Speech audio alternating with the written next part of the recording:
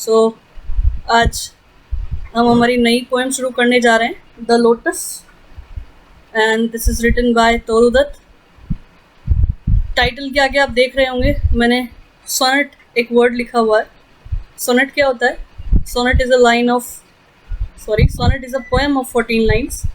मतलब सोनेट एक कविता है जिसमें 14 लाइनें होती है। अगर आप गिनेंगे तो पाएंगे कि इस पोएम में 14 लाइन्स है। आज पहले वीडियो में हम इसकी फर्स्ट से लेकर 8th लाइन तक पढ़ेंगे बच्चों, यानी कि लव केम से लेकर साइकिस बावर तक, ठीक है। और बाकी 6 लाइनें हम दूसरे वीडियो में पढ़ेंगे। तो जैसा कि नाम देख सकते हैं आप, द लोटस। लोटस का मतलब आप जानते हैं, कमल का फूल। और ये एक स्टोरी है एक तरह से, जो आपको ये बताएगी कि लोटस कैसे एग्जिस्टेंस में आया, कैसे अस्तित्व में आया। मैं आपको थोड़ा सा बैकग्राउंड बता दूं इस पोएम का। फूलों की लड़ाई हो रही है सुंदरता को लेकर। आप कह सकते हैं एक तरह का ब्यूटी कॉन्टेस्ट है, जिसमें सब लोग टॉप पर आने के लिए झगड़ा कर रहे हैं। और उन लोगों में 2 मेन लोग हैं, एक तो है लिली और एक है रोज़, यानी कि 2 मेन फ्लावर है, एक है लिली और एक है रोज़। तो हम शुरू करते हैं। और तोरू दत्त इसकी राइटर हैं। तोरू दत्त मेल नहीं है, फीमेल है, मैं आपको बता दूं। पोइटेस है, ये कवित्री हैं। तो हम शुरू करते हैं अब। Love came to Flora. Love प्रेम का देवता है, फ्लोरा फूलों की देवी, तो गॉडेस ऑफ फ्लावर्स। तो love came to Flora, love Flora के पास आया। क्यों आया? Asking for a flower. Ask for बच्चों एक फ्रेजल वर्ब होती है, इसका मतलब होता है डिमांड करना या मांगना। तो love came to Flora asking for a flower. Love Flora के पास आया।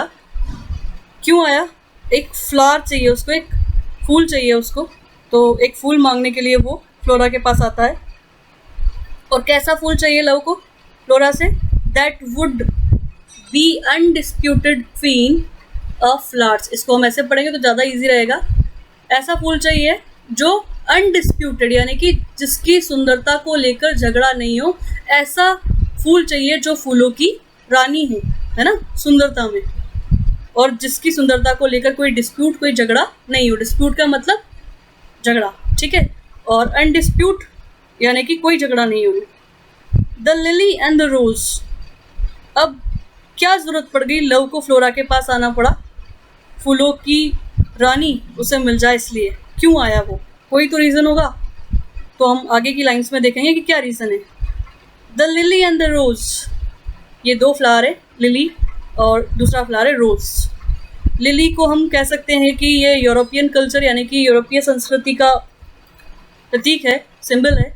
और जो रोज़ है वो एशियन कल्चर का सिंबल है। तो the lily and the rose long had been rivals. ये काफ़ी लंबे समय से, लॉन्ग हैड बीन राइवल्स, काफ़ी लंबे समय से ये राइवल्स यानी कि प्रतिद्वंदी, यानी कि कॉम्पिटिटर्स, यानी कि एक दूसरे से कंपटीशन करने वाले हम कह सकते हैं, राइवल्स हैं काफ़ी लंबे समय से। कौन कौन? लिली और रोज़। अब इन दोनों के बीच में झगड़ा क्या है? फॉर दैट हाई ऑनर, वो उच्च सम्मान। कौन सा उच्च सम्मान? वही अनडिस्प्यूटेड क्वीन होने का, फ्लावर्स की। मतलब लिली की मांग है कि वो सुंदरता में सबसे अधिक हो फूलों में, और रोज़ भी यही चाहता है कि वो सुंदरता में सबसे अधिक हो फूलों में।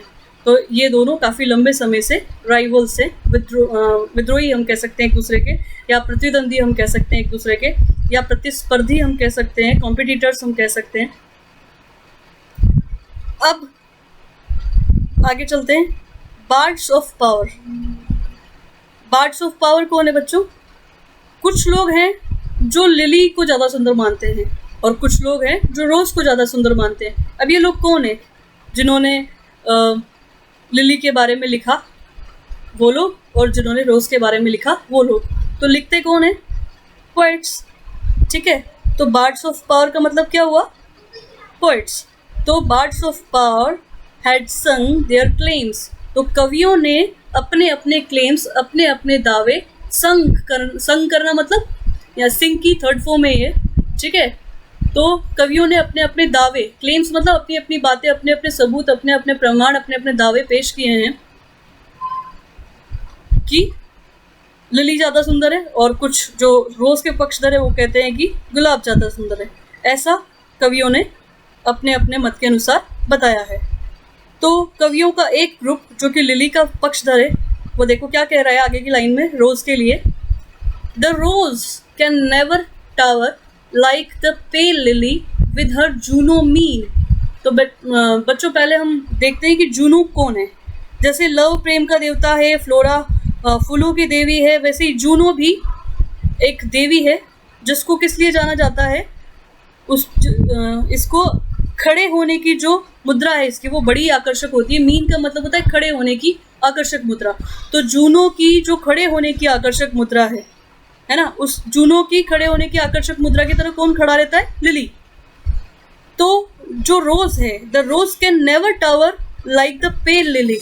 रोज कभी भी लिली की तरह, लिली जो कि जूनो की तरह आकर्षक मुद्रा में खड़ी रहती है, उस तरह से रोज कभी भी खड़ा नहीं हो सकता। यहाँ पेल से मतलब क्या है बच्चों, वाइट, ठीक है, मटमैला या धुंधला नहीं है, या अस्पष्ट नहीं है। यहाँ पे पेल से मतलब है वाइट। तो जो लोग लिली के पक्षधर है वो कहते हैं कि कभी भी रोज लिली की तरह, जैसा कि लिली जूनो की तरह सुंदरता से खड़ी रहती है, आकर्षक मुद्रा में खड़ी रहती है, वैसे रोज कभी भी खड़ा नहीं हो सकता। तो दूसरे लोग जो रोज के पक्षधर है वो क्या कहते हैं, but is the lily lovelier. लेकिन क्या सिर्फ सुंदरता से खड़े रहने के कारण ही लिली ज़्यादा लवलियर हो जाएगी क्या, ज़्यादा सुंदर हो जाएगी क्या। दस इस प्रकार से between flower factions, flower factions का मतलब क्या है बच्चों, फूलों के दो ग्रुप बन गए, मतलब फूलों को लेकर दो ग्रुप बन चुके हैं कवियों के। एक ग्रुप जो कि लिली का पक्षधर है और एक ग्रुप जो कि रोज का पक्षधर है। दोनों अपनी अपनी बातें रख रहे हैं। जो लिली का पक्षधर है उसकी बात अभी आपने सुनी कि वो क्या कह रहे हैं, और रोज की बात भी आपने सुनी कि वो क्या कह रहे हैं। तो दस बिटवीन फ्लावर फैक्शंस, इस तरह से फूलों को लेकर जो ग्रुप बने हुए हैं उन ग्रुप ने क्या किया है, रेइंग द स्ट्राइफ। स्ट्राइफ का मतलब होता है बच्चों झगड़ा, और डिस्प्यूट का मतलब भी क्या होता है, झगड़ा।